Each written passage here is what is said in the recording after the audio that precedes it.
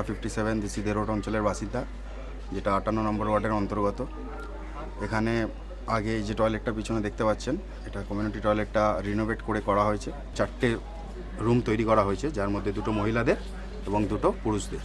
এবং এটি তৈরি করার ফলে হাইজিন অ্যান্ড হেলথ ব্যাপারটা মেনটেন হয়েছে এবং এলাকার মানুষ খুব উপকৃত হয়েছে। এই এলাকার সমস্ত মানুষই এই টয়লেটটাকে ব্যবহার করবে এবং বর্তমানে করছে।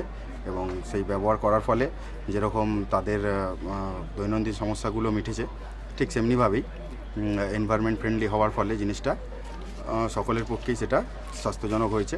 আমরা মান্থলি 2টো মিটিং অ্যারেঞ্জ করি মেনটেন্যান্সের ব্যাপারে, এবং মেনটেন্যান্সের জন্য আমরা যে ন্যূনতম খরচটুকু লাগে সেই খরচটুকু যাতে রিকভার করা যায় যারা ইউজ করছে তাদের থেকে, সেই কারণে তাদের থেকে মান্থলি আমরা একটা স্মল অ্যামাউন্ট, খুবই কম মূল্য একটা ধার্য করেছি। এবং বর্তমানে যে অবস্থায় এটি দাঁড়িয়ে আছে সেটিকে ভবিষ্যতেও যাতে এই অবস্থায় রাখা যায় সেটা আমরা সকলে মিলে চেষ্টা করব।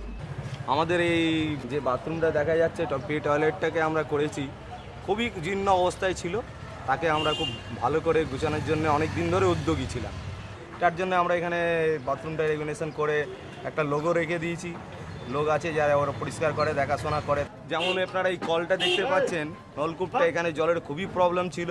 বিশেষ করে এখানে পাশে একটা স্কুল আছে, বাচ্চাদের দিনে খুব কষ্ট হতো।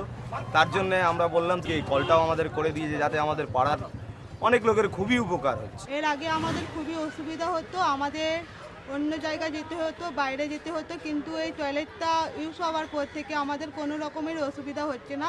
शौचालय जो बनाया गया है ये आम आदमी का लिए बनाया गया, और हम लोग इसका मैनेज आम आदमी से ही लेते हैं। 1 रुपया बाथरूम जाने का लिए 1 रुपया, नहाने का लिए 2 रुपया, 3 रुपया डेली एक आदमी से हम लोग सिलते हैं।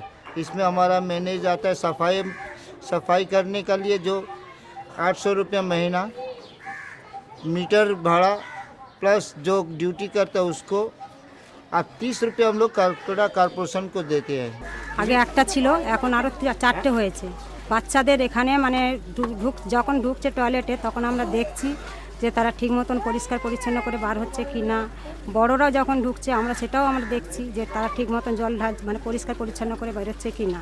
10টি জায়গায় কমিউনিটি গ্রুপ করে তারা কাজগুলো করেছে। 10টি স্কুলে তারা 10টি টয়লেট রেনোভেশন করেছে। তারা 10টি ICDS স্কুল তাদের হ্যান্ড ওয়াশিংয়ের কাজ করে দিয়েছে। আর মেন্স অ্যান্ড হাইজিনের ওপর যে বয়ঃসন্ধিকালের মেয়েদের নিয়েও প্রোগ্রামিংগুলো হচ্ছে ক্লাবে ক্লাবে। তো আগামী দিনে আমরা নিশ্চয়ই সেভ দ্য চিলড্রেন এবং ডেভেলপমেন্ট অ্যাকশন সোসাইটিকে চাইবো তারা আমাদের এখানে কাজ করুক।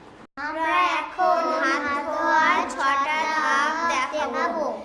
1 2 3 4 5 6।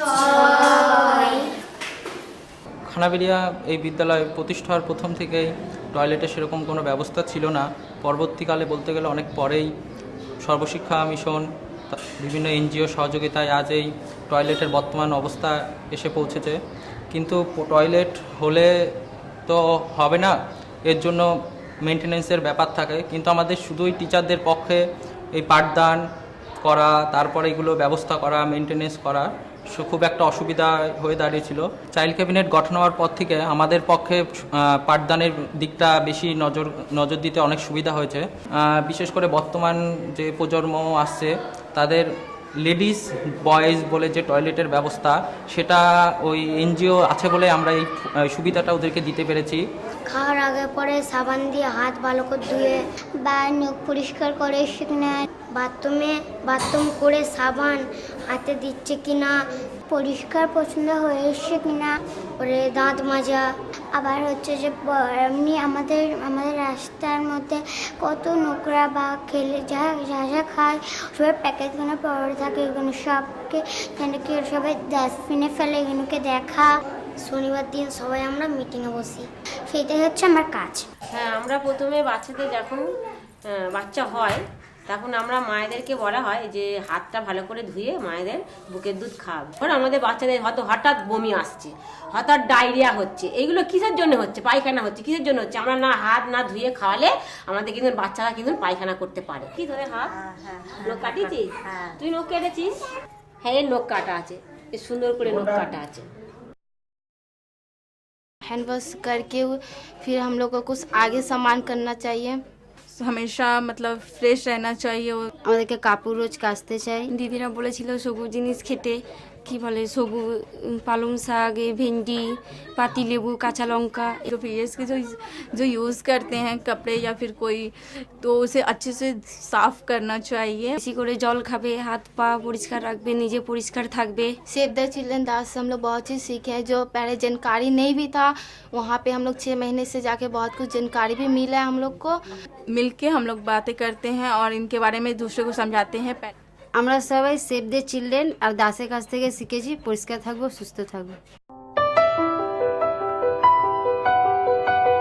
যেহেতু প্রত্যেকটি বিদ্যালয়ে এখন মিড ডে মিল চালু হয়ে গেছে, ফলে টিফিন সময়ে, মিড ডে মিল খাওয়ার সময়ে মেয়েদের যে দিয়ে হাত ধোয়ার যে ব্যাপারটা, সেইটা যেখানে বেসিন রয়েছে সেখানে সুন্দরভাবে তারা এঁকে বুঝিয়ে দিয়েছেন ছাত্রীদের কিভাবে হাতটা ধুতে হয় এবং খাওয়ার আগে বা পরে এটা ধোয়াটা কতটা জরুরি।